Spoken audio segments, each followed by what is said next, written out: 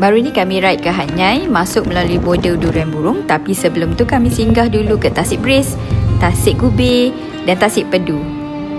Kami mulakan perjalanan daripada Sungai Petani lebih kurang 7.30 pagi. Cuaca pagi masih sejuk, sedaplah nak ride dan masih berembun, berkabus lagi. Kami melalui Pekan Jenyang, Sek dan terus menghala ke Tasik Bris. Kita bersama tetap di sini, dua jiwa yang saling melengkapi. Aku genggam tangan, kau peluk di belakang.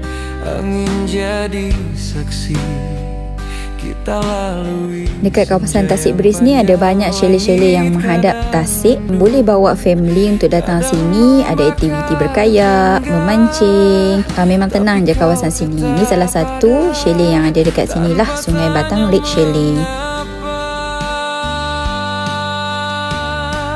Cerita ini bukan sekadar perjalanan,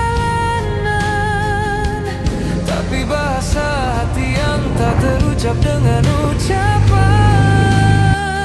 Kau sandar bila aku goyah, aku teguh bila kau lelah. Kisah kita tumbuh mekar di hati. Dua jiwa, satu cerita sampai mati. Kita bukan sempurna, tapi saling menutup luka. Aku isi ruang kosongmu, kau tanpa retak jiwaku. Bila dunia soal, siapa paling kuat di antara kita? Tiada kurang, tiada lebih, yang pasti kita kuat bila bersama. Siapa yang sampai waktu tengah hari dekat sini, bolehlah singgah makan dekat kedai Gubir Station ni. Specialnya ada ikan bau masak lemak, ada ikan perkasam, lauk-lauk kampung. Bolehlah cuba. Dua jiwa, lebih dari sekadar janji. Kita dua kekal setia hingga ke destinasi.